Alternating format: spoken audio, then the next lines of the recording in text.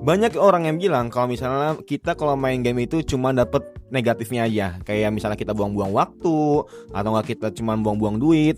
Tapi dia lupa kalau misalnya game itu tentunya ada positifnya. Nah, buat teman-teman di sini kalau mau tahu dan kita rasain juga, pastinya ada hal yang positif tanpa teman-teman ketahui ya cuy.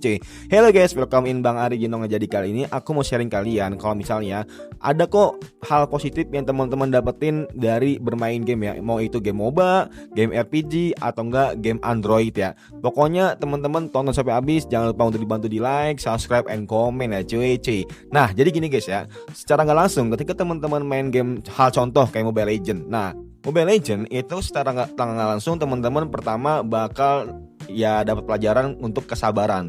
Dari teman-teman mungkin dapat tim yang ngetrol, AFK, nggak becus, dan teman-teman jadi penggendong. Itu bisa dibilang benar-benar ngelatih kesabaran, emosional segala macamnya. Dan ketika teman-teman kayak gitu tuh di posisi ketika teman-teman ngegendong udah abis itu kalah. Nah, teman-teman apa yang ngelakuin? Nah, cukup oh ternyata gini ya rasanya kalau misalnya kita lagi bawa satu tim, lagi bawa satu kapal dalam suatu nahkoda. Tentunya kalau ada yang beban itu benar-benar susah banget ya. Ya bisa dibilang percuma kalau misalnya lu 5 versus 5 tapi yang jago cuma satu ya. Dan itu rasanya, dan bisa dibilang coba teman-teman alihin perspektifnya ke hal yang lain yang bisa dijadiin buat pelajaran ya. Dan yang kedua tentunya bisa belajar bahasa Inggris secara nggak langsung. Game sekarang itu banyak yang ya bahasa Inggrisnya gitu dibandingkan bahasa Indonesia, bahasa Melayu atau nggak Mandarin.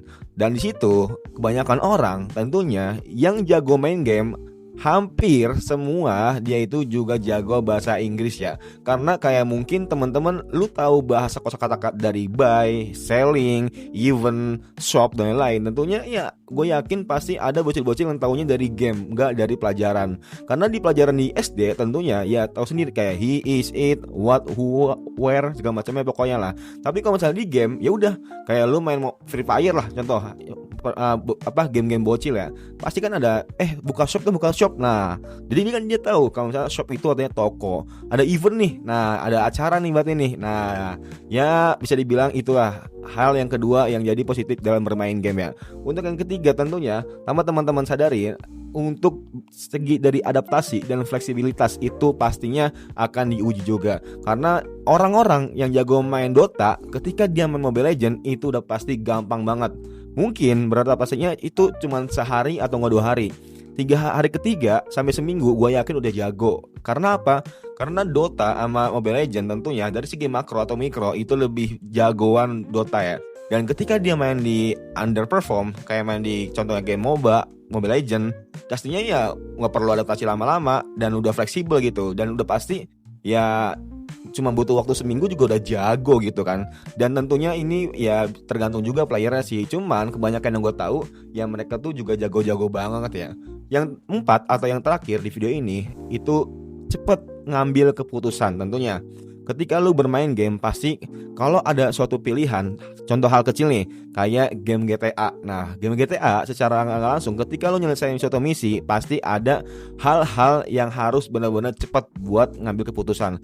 Kayak misal ada pilihan A atau B, apalagi di GTA 5 lu milih bunuh Michael atau bunuh satu lagi gue lupa namanya siapa. Nah, itu pastinya lu ada 2 pilihan nih, ada bad ending, ada good ending, istilahnya gitulah.